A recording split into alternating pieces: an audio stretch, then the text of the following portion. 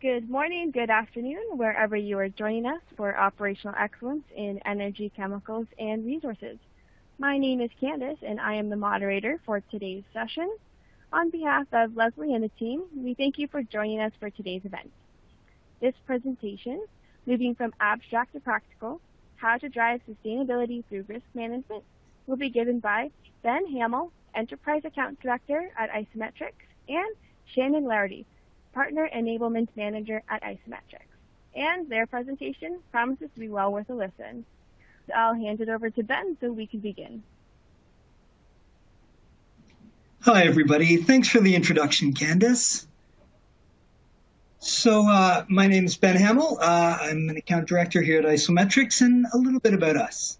So essentially, think of us as your trusted partner in the journey to a sustainable tomorrow. We're the oldest and largest truly triple bottom line sustainability management system in the market. We provide essentially integrated risk management solutions for EHS and sustainability experts in all industries around the world. We've got hundreds of clients and offices in Canada, America, Australia, and South Africa.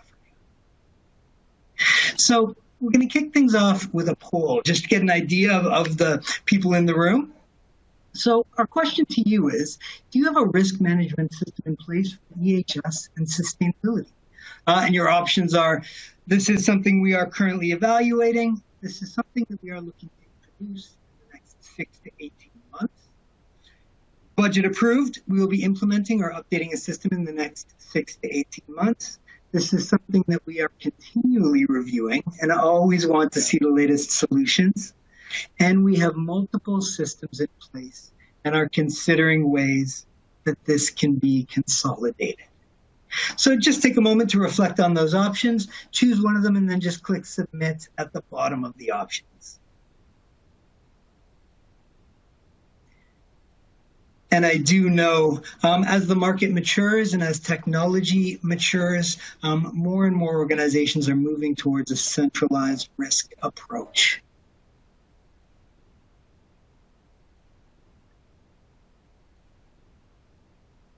And the answers are starting to come in.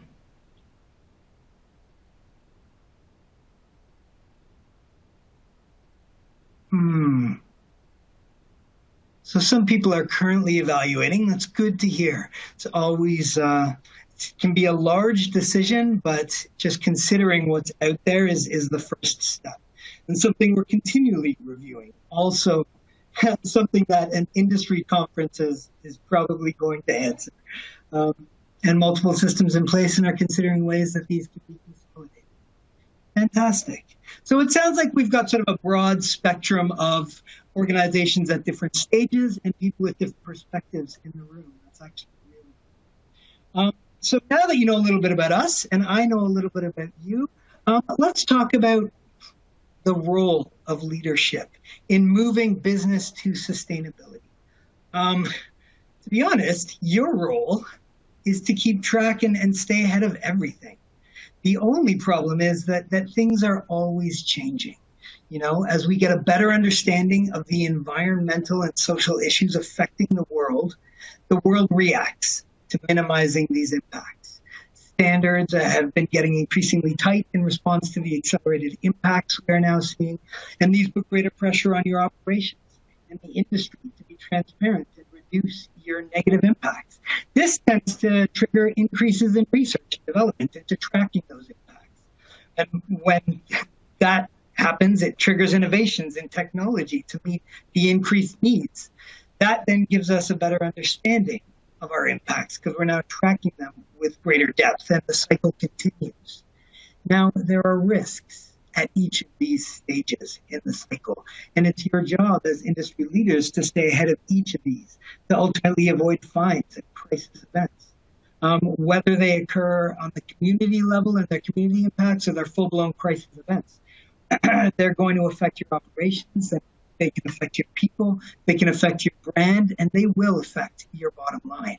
Now, on the flip side of this, and from a really high level and critical position, this is also really a cycle in continuous improvement.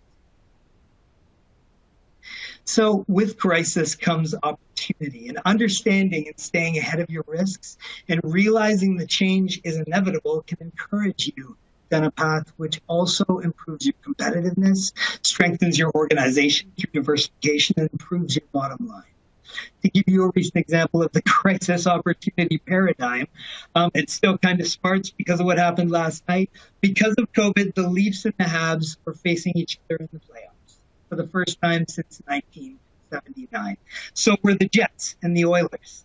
Because of the pandemic, we are increasing health and safety procedures, incubating ourselves against future pandemics across all industries. The organizations that can respond to COVID overnight were able to survive and even grow. Because of climate change and crisis events of the past, we can improve our businesses, take a deeper and more critical look into how we operate, refine our approach to be more sustainable and resilient to anything the future might hold. And the reward is undeniable. The Global 100 represents the top 100 most sustainable organizations around the world. They look at sustainability as an opportunity, and they outperformed their peers by 43% last year alone. But it's hard to stay ahead of the curve, as it's always changing, which we've outlined. I mean, these just outline the precursors of the Paris Accord, which happened recently, which was, pushed to the side and then readopted in its first 2 years of release. These also predated ESG. And that's kind of why organizations are centralizing all their information in an enterprise system like IsoMetrix. With all of these indicators being tracked in a central integrated risk management system, you're able to update how you would like to report the data at any time, which lets you stay ahead of reporting and requirement changes. Everyone is talking about ESG these days, as we know, but the truth is a lot of that information has been tracked for years. The real risk is when the reporting or framework changes happen and you need to scramble throughout your operations to update where the data is coming from and where it's going to generate that new report. Alternatively, if you're in front of that and you're paying true interest in how you're centralizing all that data, the insights which the data can actually provide along the way are going to give you incredible efficiencies. And Shannon is actually going to go into that more in the second half of the presentation. So when we look at centralizing all of your risk, strategizing to align with this cycle as opposed to reacting to those new reporting requirements can not only keep you ahead of the next framework, it can also make your organization leaner, give you greater insights into your operations while quantifying your risk at every stage of the process. This reduces your risk of negative impacts and crisis events. Creating that strategy from a risk-based perspective maximizes that risk recognition and reduction. And that's kind of what we do here at IsoMetrix. We offer an enterprise-level EHS and sustainability management platform built around a central risk taxonomy. Now, while each solution is sold separately and can deliver efficiencies, cost reductions, and risk management on its own, the true value of the system is realized when modules and solutions are integrated, providing a holistic view of your risk across the organization. So to prioritize and reduce any risk, you need to know its true impact, and that's internally and externally. To get to that understanding, you need to plot each aspect of your business on a risk spectrum, or a risk register, as they're formally referred to. To that end, on top of offering standard aspects such as incident management, audits, and inspections, we allow you to realize a risk-based perspective on everything being tracked in the system, whether it's social, environmental, health and safety, or quality data. So let's break down how it works. It's actually really simple. Your EHSQ data, if you look to the left of this slide, is captured from multiple sources. They come out of the box through a templating system that we offer. Information is then processed in IsoMetrix. Insights, which are the output, are then displayed visually in dashboards so you can take action to continuously improve. This also positions you really well for any changes in the future, because all of your EHSQ data is being tracked from the source level, integrated, visible, actionable. With that base framework in place, you can also move to big data management as new technology is added to your operations. So you can add to the system, increasing your data sources even more through things like drones and seismometers. It can be managed by third-party data historians such as IoT.next. It can then be stored in the cloud where specific rules can be set up to push data directly to the IsoMetrix system. You know, rules like monthly monitoring when a reading hits outside that threshold triggers a notification. The data can then be displayed visually in those dashboards so you can take action. To take that one step further, even as newer technology becomes available in the market, and you're adopting it in your organization, you can easily add it to the system. A great example of this is RealWare. The IsoMetrix mobile app has been voice-enabled to run on the RealWare platform.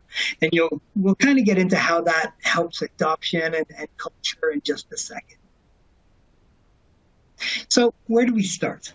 So based on extensive cross-industry research, and this actually lines up with my experience, companies essentially initially are looking to create efficiencies.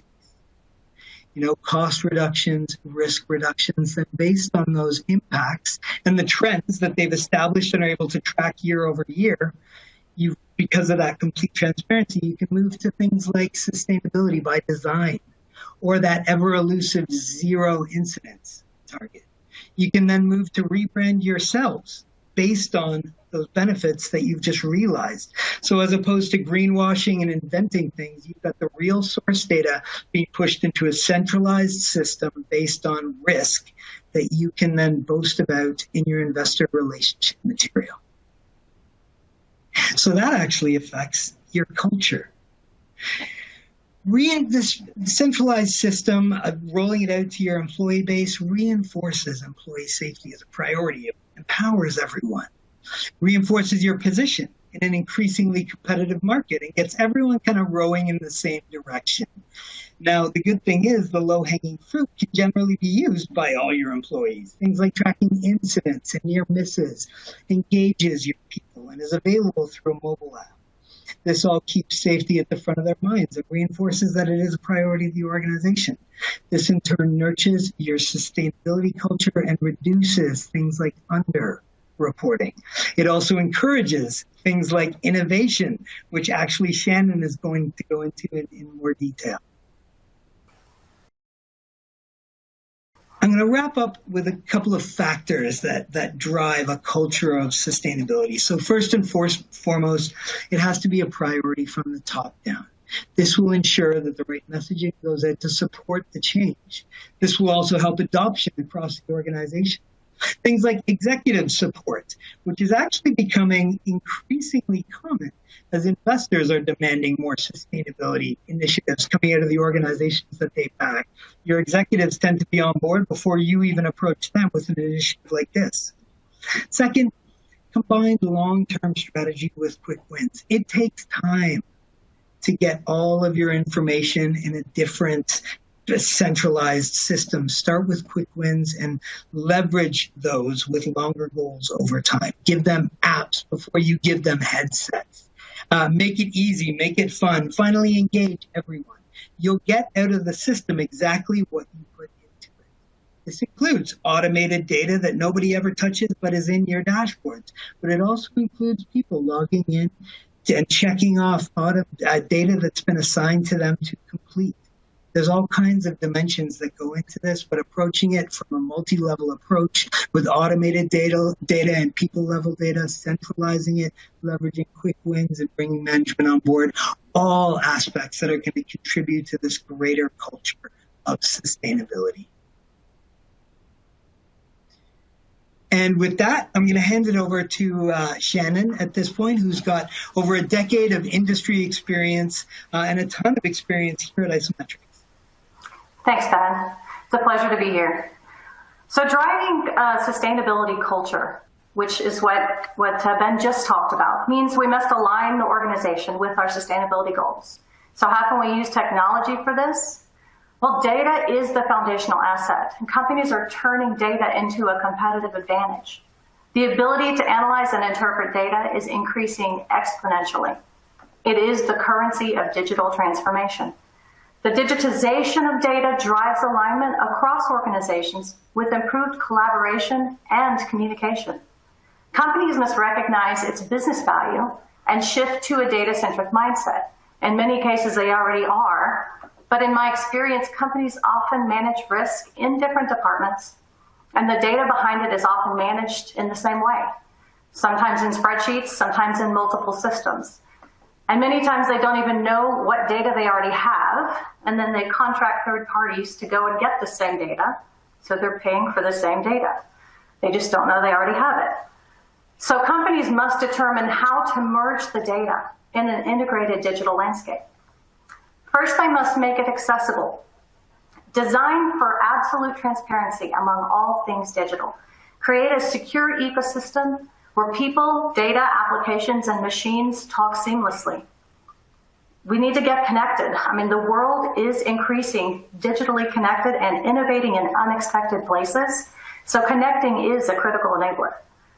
And then lastly, digitization creates the opportunities to integrate across the business and beyond, and for the future, and how technology is emerging. It enables us to be greater than the sum of our individual parts and create connections that drive value. So digital then becomes the glue that enables integration across the enterprise. So how can we leverage and integrate data to meet sustainability goals? Well, a great example is to look at the growth of policies and regulations. In this chart by the Principles for Responsible Investment, which is a regulation database, it shows 124 new or revised policy instruments in 2020 alone. That's a 50% increase over the last 15 years. As Ben mentioned earlier, the centralized risk management system can position a business to integrate with emerging regulations and requirements to manage risk with intelligent connections. These digital capabilities will increase accessibility to the evolving regulatory content and improve compliance. It also reduces demand on resources and increases the information efficiency and visibility. And then that actually frees up our existing resources from more tactical work to focus on more strategic thinking, to improve our best practices, to capture lessons learned.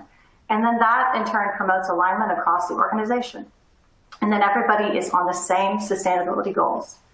So we can improve risk management to make more informed business decisions, and this is especially important for protecting a social license to operate. Industries are realizing the impact of non-technical risks and how to protect the social license to operate. In a study done by Goldman Sachs of 190 oil and gas projects shows how 73% of projects had some form of delay as a result of non-technical risks, and these are stakeholder-related issues. Early identification of these socioeconomic impacts is fundamental to proactive and effective management with sufficient and accurate data. So how effectively a company identifies and manages these risks is critical in establishing trust and building relationships with internal and external stakeholders. Social elements such as engagements, human rights, transparency are often interconnected, and therefore they are best managed in a holistic manner. Proactively identifying and managing this risk holistically enables you to capture those lessons learned and look for ways to improve the overall process, and then develop and implement good risk management strategies and measures. So next I'll share a case study that demonstrates how ESG is underpinned by good risk management. ESG demands a deep understanding of corporate, community, and global relationships. To be successful, it needs buy-in from multiple levels and different areas of the business, both internally and externally. And that in turn means that implementation, it depends on managing those processes and relationships very carefully. In this case study, major oil and gas company faced a challenge with decentralized processes for managing risk, and it needed to be more proactive to reduce non-technical risks that were impacting the business in all the areas they were operating. There was a legacy system with limited functionality, lack of the ability to do any kind of analytics on that data, and they needed that to make better decisions and manage those risks. But once the new system was in place, they faced expansion with immediate portfolio growth. More and more projects came an increase in complex requirements. and lack of standardization on this global scale was evident. And in order for them to build a sustainable system, they needed governance to manage and prioritize the risk and improve communication, both internally and externally. With an integrated risk enterprise solution, they were better positioned for global alignment to focus on key metrics, to manage risks centrally and proactively. ESG programs with an integrated risk management system can increase productivity, boost the odds of success, and generate better profit margins for the company. In summary, leadership drives adoption across all levels of the organization. Management must rely on innovation, repositioning, and empowering all stakeholders to have visibility into these metrics that will better position the company and adapt to the emerging digital market. With visibility comes alignment, building on trust and relationships, and increases ownership in managing those risks holistically. When companies place risk management at the heart of their business and integrate risk into every system and process, it becomes a vital force within an organization and drives sustainability. By integrating the people, processes, and technology, it drives stakeholder value and leads to profitable sustainability. I hope you've enjoyed the presentation, and we'll now open for questions. Great. Thanks, Shannon. So we do have some audience questions here, so we'll get right to them. First question we have is the platform connected to your processes?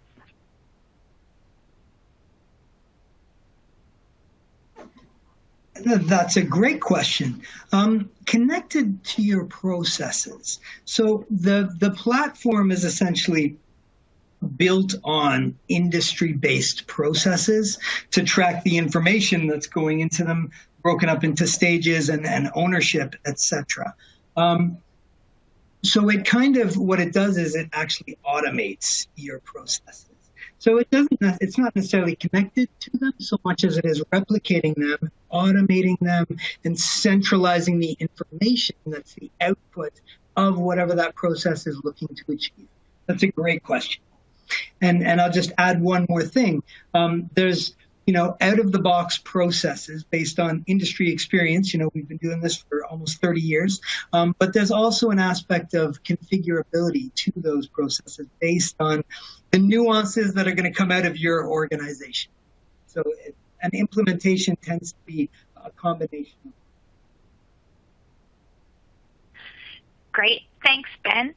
So the next question we have is, who is managing IER in the organizations you have seen?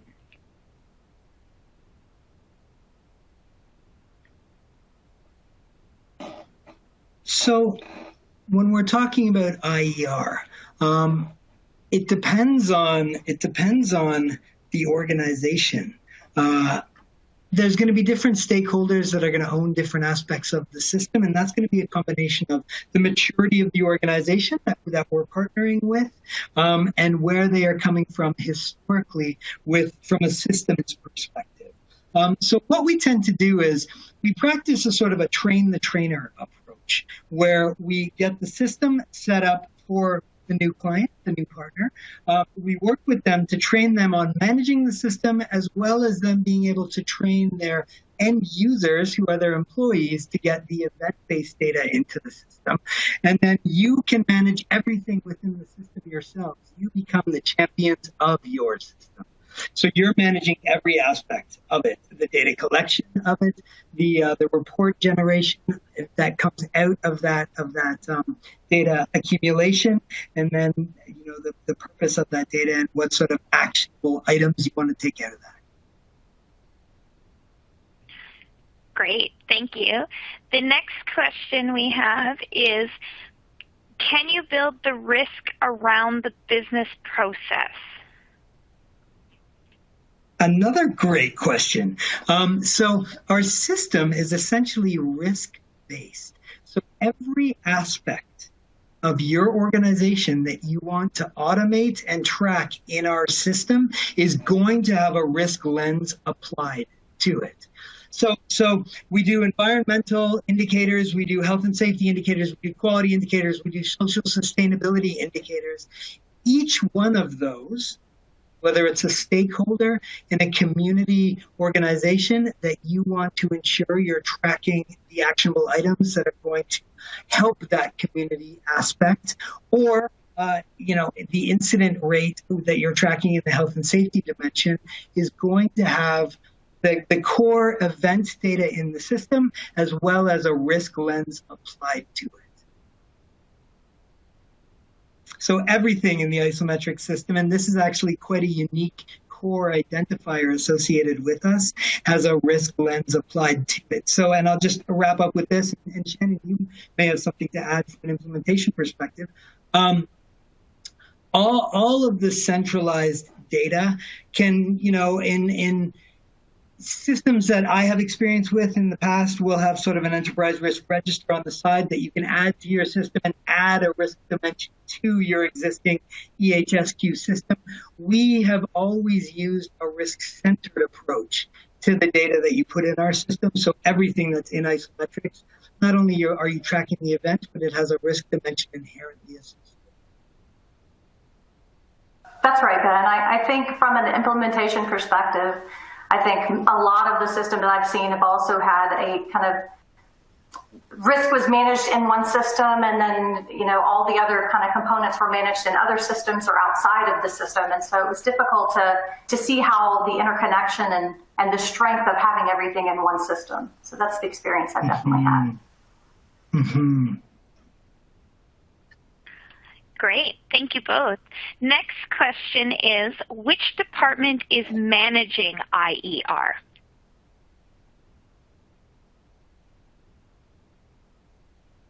Is this from which department?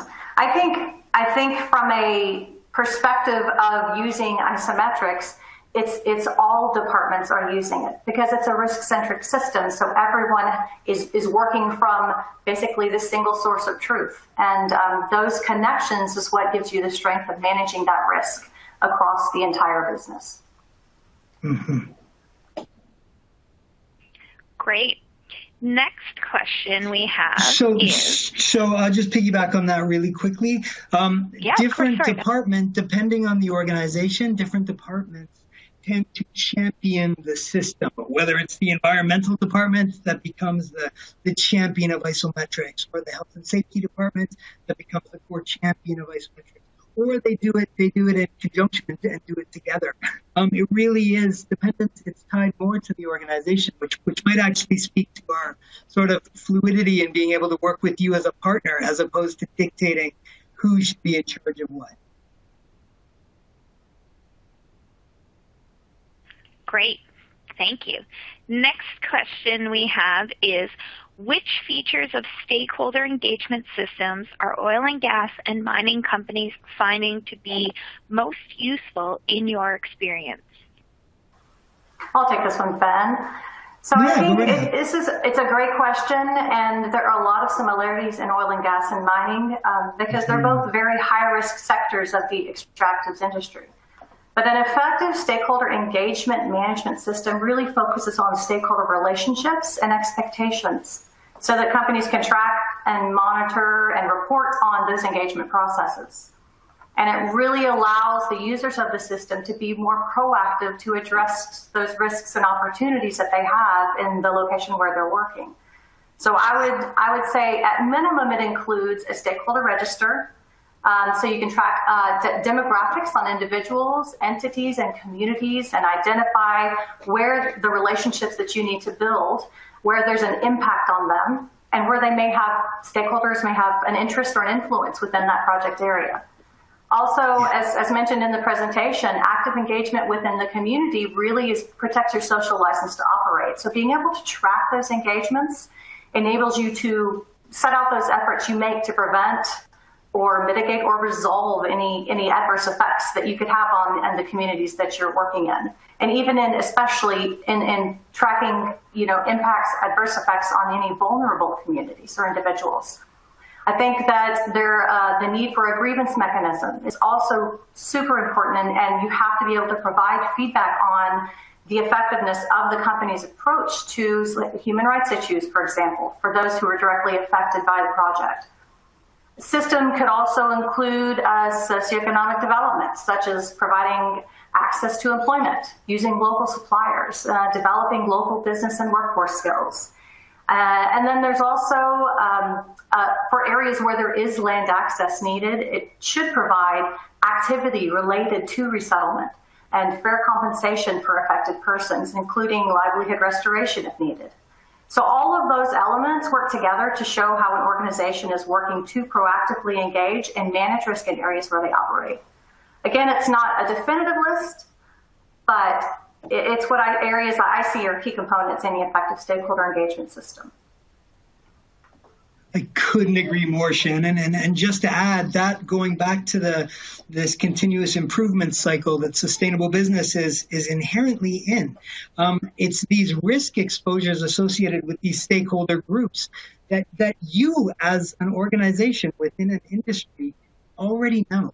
That's where we have the ability to be better than we were yesterday, last week, a month ago, based on those crisis events that cripple organizations when they occur. You know, it destroys brands overnight. It can absolutely stop operations in its track, which is why we actually spoke to social license to operate. You know, these are things, we understand the risks that are already inherent in social sustainability from crisis events of the past. We can leverage that by putting it into a system where you can quantify it, associate individual stakeholders, and then have stakeholder-based action plans that actually track exactly how you are mitigating that risk and provide accountability to any external organization. Great question. Thank you. Thank you so much. We have time for one more question, and that question is the implementation of this tool more difficult in today's COVID environment? So material to right now, although hopefully it'll be less applicable very shortly. Shannon, do you want to discuss sort of implementation? I don't think it's more difficult in the environment we're in because we've built the tool. The tool's in a place where, you know, we can actually leverage the remote connectivity and the integration and digitization of all the data. And it's really, we're able to do, and we've been doing it for the last year, able to do it remotely. So I wouldn't say it's more difficult.